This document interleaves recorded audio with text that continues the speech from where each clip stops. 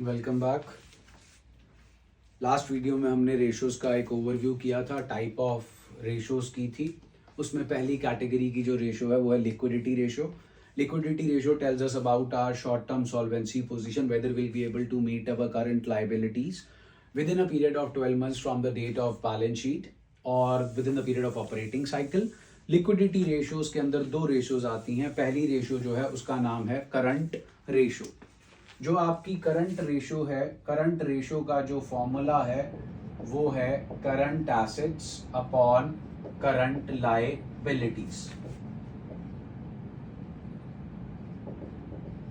आपको बोर्ड के पेपर में एक ही क्वेश्चन आएगा, सो वहां पर अगर आप शॉर्ट फॉर्म्स यूज करते हो तो आपके मार्क्स डिडक्ट हो जाएंगे। वहां शॉर्ट फॉर्म्स जो है वो आपने यूज नहीं करनी है। Current assets upon current liabilities, ये आपका फॉर्मूला है।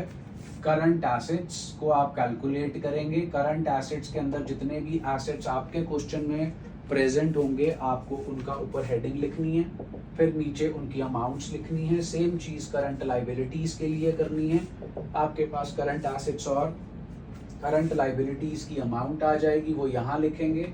सिंपलेस्ट फॉर्म के अंदर रेशो के टर्म्स में आपको आंसर लिखना है। अगर डेसिमल में आता है तो up to 2 places of decimal जो है वो आपने लगाने हैं और अपनी रेशो जो है वो आपने लिखनी है। जब पहली इलस्ट्रेशन आएगी मैं एक इलस्ट्रेशन आपको सॉल्व करके दिखा दूंगा। बात करते हैं करंट रेशो की। करंट रेशो का एक और नाम है वो मैं आपको अभी बता देता हूँ। करंट रेशो का एक और नाम है working capital ratio. Working capital होती है capital required to perform day to day activities. Working capital का फॉर्मूला होता है current assets minus current liabilities. तो working capital ratio is the synonym of current ratio. Working capital ratio का formula भी current assets upon current liabilities ही होता है। अब आपकी जो रेशो है उसका नाम है करंट रेशो। अब ये करंट रेशो हमें बताती क्या है? करंट रेशो बेसिकली हमें ये बताती है कि जितनी हमारी करंट लायबिलिटीज हैं उसके प्रोपोर्शन में हमारे पास करंट एसेट्स कितने हैं। हर एक रेशो का स्टैंडर्ड होता है। अगर आपके बिजनेस की रेशो उस स्टैंडर्ड के इक्वल है तो your short term financial position और लॉन्ग टर्म फाइनेंशियल पोजीशन और योर परफॉर्मेंस और your profitability position is considered as good and safe. Standard से ज्यादा होगा वो भी ठीक नहीं है, स्टैंडर्ड से कम होगा वो भी ठीक नहीं है। हर एक चीज के अपने अपने जो है प्रोज एंड कॉन्स हैं। जो हमारी करंट रेशो है उसका जो स्टैंडर्ड है वो माना जाता है 2:1। अब ये स्टैंडर्ड 2:1 जो है वो हमें ये बताता है कि अगर हमारे पास 1 रुपए की करंट लायबिलिटीज हैं तो हमारे पास कितने के करंट एसेट्स होने चाहिए। हमारे पास उससे डबल 2 रुपीज के करंट एसेट्स होने चाहिए, ताकि अगर हमें हमारी करंट लायबिलिटीज को इमीडिएटली पे भी करना पड़े, still we will be left with some amount of current assets to perform our day to day activities. तो जो करंट रेशो है उसका स्टैंडर्ड है 2:1। अब पॉइंट आता है करंट एसेट्स में आता क्या क्या है। करंट एसेट्स में सब कुछ आता है जी, आपको मालूम होना चाहिए। Chapter number 1 of 3rd book जो आपकी बैलेंस शीट है कि करंट एसेट्स में क्या क्या आइटम्स आती हैं। करंट एसेट्स के अंदर जो है सब कुछ आता है सिवाय कुछ आइटम्स के जो हम करंट रेशो को कैलकुलेट करते वक्त कंसिडर नहीं करते। ध्यान दीजिए, करंट रेशो को कंसिडर करते वक्त जो सबसे इंपॉर्टेंट आइटम है जो हम नहीं लेते हैं वो है इन्वेंट्रीज। जो है वो करंट एसेट्स का पार्ट है। इन्वेंट्रीज के अंदर 6 आइटम्स आती हैं। Raw material, work in progress, finished goods, stock and trade, loose tools, stores and spares.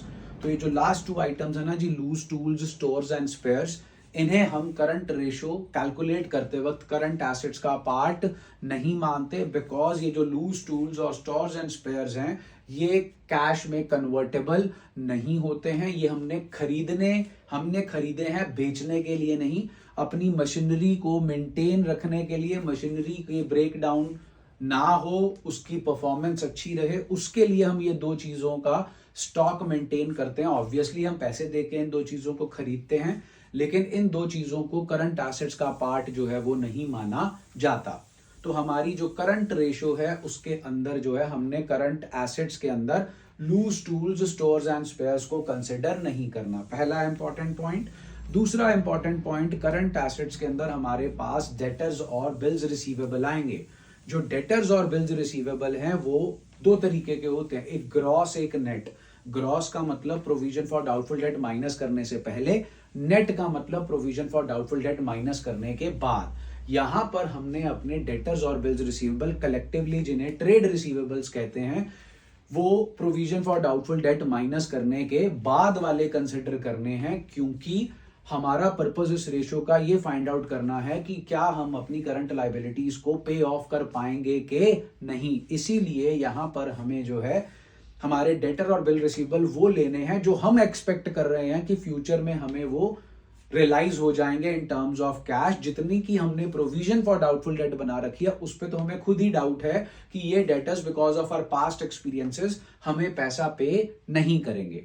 तो आपको करंट एसेट्स के को कैलकुलेट करते वक्त इस रेशियो के पॉइंट ऑफ व्यू से इन दो चीजों को जो है वो ध्यान में रखना है कि loose tools, stores and spares, इन्हें कंसिडर नहीं करना है, और डेटर्स और बिल्स रिसीवेबल को ग्रॉस लेना है। आगे जाकर एक रेशियो आएगी, नाम है ट्रेड रिसीवेबल टर्नओवर रेशियो। वहां पर भी आपके पास यही ट्रेड रिसीवेबल्स आएंगे, डेटर्स और बिल्स रिसीवेबल, लेकिन वहां पर आपको इन डेटर्स और बिल्स रिसीवेबल को ग्रॉस लेना है, नेट नहीं लेना। वो तब जब रेशियो आएगी तब आपको उसका पर्पस क्लियर किया जाएगा कि उसे ग्रॉस क्यों लेना है। बात आती है करंट लाइबिलिटीज की। करंट लाइबिलिटीज के अंदर हमने सब कुछ कंसिडर करना है, जितनी भी हमारी करंट लाइबिलिटीज होती है। ये फॉर्मेट है, इसके अंदर मैं आपको सिर्फ जो पहली इलस्ट्रेशन है वो करवा दूंगा। जो आपकी करंट रेशियो है उसका जो स्टैंडर्ड है 2:1 है।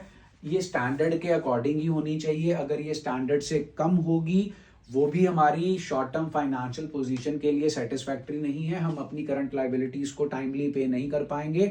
उन्हें पे भी कर दिया, अगर वो 2 से कम है हमारी करंट रेशो, तो हमारे पास पैसे कम पड़ जाएंगे अपनी वर्किंग कैपिटल के तौर पर डे टू डे ऑपरेशंस को कैरी ऑन करने के लिए। और अगर हमारे पास ये रेशो ज्यादा है तो वो भी अच्छी सिचुएशन नहीं है।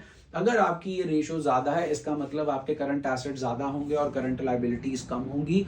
अगर आपकी ये रेशो ज्यादा है तो आपके पास जो है ज्यादा पैसा है। अगर सपोज करो आपके करंट एसेट ज्यादा इसलिए क्योंकि आपके पास कैश पड़ा है आइडल, तो वो कैश आपका आइडल पड़ा है, आप उस कैश को ऑप्टिमली यूटिलाइज नहीं कर रहे हो।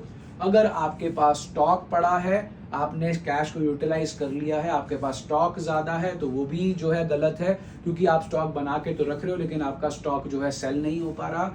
आप कहें हमारे पास स्टॉक भी नहीं है, डेटर्स और बिल रिसीवेबल ज्यादा हैं, फिर आपकी जो डेट कलेक्शन पॉलिसी है वो जो है वो लूज है। आप ज्यादा टाइम पीरियड का डेट जो है ज्यादा देर के लिए अपना जो स्टॉक है उसे क्रेडिट पे सेल कर रहे हो, या आपके जो रिकवरी के जो पर्सन्स अपॉइंट किए हुए हैं वो हमारे डेट को सही कलेक्ट नहीं कर पा रहे हैं। सो ये रेशियो ना ज्यादा होनी चाहिए ना कम होनी चाहिए, ये स्टैंडर्ड के अकॉर्डिंग होनी चाहिए एंड स्टैंडर्ड इज 2:1।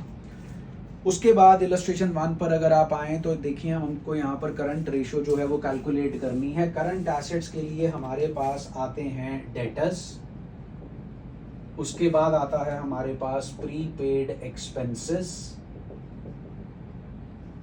उसके बाद हमारे पास है एक्रूड इनकम, मैं शॉर्ट फॉर्म लिख रहा हूं आप नहीं लिखेंगे, cash and cash equivalent, short term investments, ये सब आपके करंट एसेट्स हैं। इन्वेंट्रीज भी आपका करंट एसेट है, ये सब आपने लिख दिए। इनके नीचे इनकी अमाउंट्स आ जाएंगी। फिर आएगा करंट लायबिलिटीज। करंट लायबिलिटीज में आप उनका नाम लिखेंगे जो कि आता है बिल्स पेबल, क्रेडिटर्स,